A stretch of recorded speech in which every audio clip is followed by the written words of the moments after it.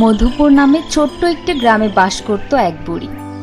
বহু বছর আগে তার স্বামী মারা যায়। তার কোনো সন্তানও নেই। বুড়ি একা একাই জীবনযাপন করে। তবে তার বাড়িতে কিছু পশু পাখি ছিল। তাদেরকে লালন পালন করেই বুড়ির সময় চলে যেত। বুড়ির থাকার ঘর থেকে একটু সামনে ছিল একটা খামার ঘর। সেখানে বুড়ির অনেক ধরনের মুরগি ছিল। বুড়ির কোনো কিছুরই অভাব ছিল না। প্রতিদিন মুরগির খামার থেকে প্রায় রাতে শিয়াল ঢুকে মুরগি নিয়ে যেত। বুড়ির বাড়ির পিছনে ঘন কালো জঙ্গল ছিল। সেখানে বাস করে কিছু শিয়াল। রাত গভীর হলেই তারা ডাকাডাকি শুরু করে দিত।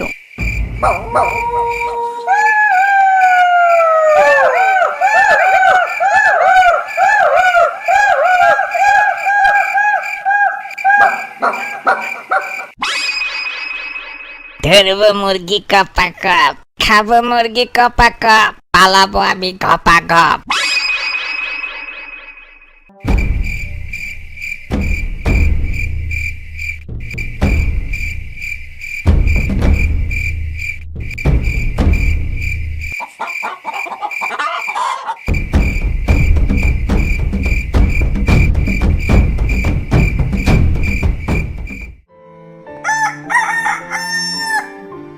শিয়ালের এই কুকর্মের জন্য বুড়ি প্রায় সকালে মন খারাপ করে বসে থাকতে হতো।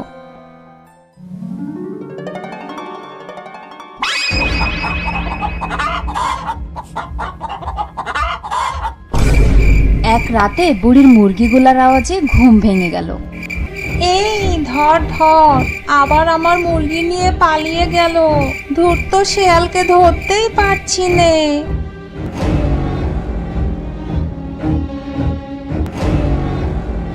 এভাবেই অনেকদিন চলতে থাকে শিয়ালের মুরগি খাওয়া।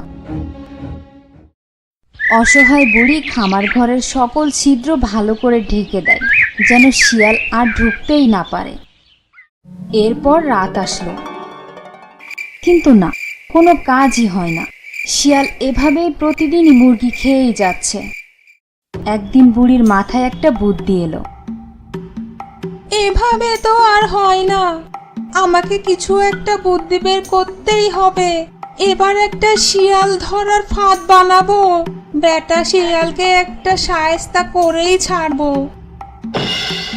বুড়ি তার বুদ্ধি অনুযায়ী কাজ করতে লাগলো। সে বাঁশ দিয়ে একটি খাঁচা বানাতে লাগলো। তার খাঁচা তৈরি উদ্দেশ্য একটাই, শিয়ালকে কৌশলে খাঁচায় বন্দি করা। বুড়ি যখন খাঁচা বানানো শেষ হয়ে গেল, তখন সন্ধ্যায় সে খাঁচার মধ্যে ধবধবে একটি সাদা মুরগি ভরে রাখলো।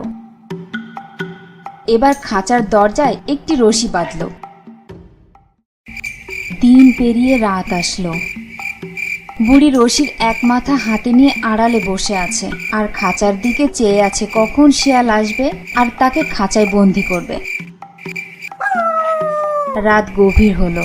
ঠিক তখনই একটা শিয়াল এসে পড়ল। বুড়ি মনে মনে বলল, তুই আমার মুরগি খেয়েই তো এত মোটা তাজা হয়েছিস। দাঁড়া, আজকে তোকে উচিত শিক্ষা দিয়েই ছাড়বো। আর না। শিয়াল খামারের দিকে এগিয়ে যাচ্ছে। এই মুহূর্তেই শিয়ালের চোখে পড়ে খাঁচায় রাখা সাদা ধবধবে মুরগিটার উপরে। লোভী শিয়াল তো ভীষণ খুশি। তাকে কষ্ট করে আর খামারে ঢুকতে হবে না। শিয়াল মুরগিকে ধরতে খাঁচার ভিতরে ঢুকে গেল, আর সাথে সাথে বুড়ি হাত দিয়ে তার রশি টান দিয়ে খাঁচার মুখ বন্ধ করে দিল।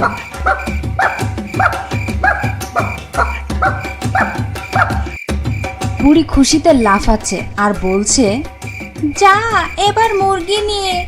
আজ তোকে হাতে নাতে ধরেছি, এবার তোর রেহাই নাই। যা যা যা। শিয়াল পড়ল এবার মহাবিপদে। সে খাঁচা থেকে বের হবার জন্য অনেক ছটফট করতে লাগলো। কিন্তু সে শিয়ালকে এভাবে কয়েকদিন বন্দি রেখে পরে আবার ছেড়ে দেয়, কারণ সব প্রাণীর উপরেই তার মায়া আছে। তাতে ধরেছি, এবার তোর রেহাই নাই। যা যা যা।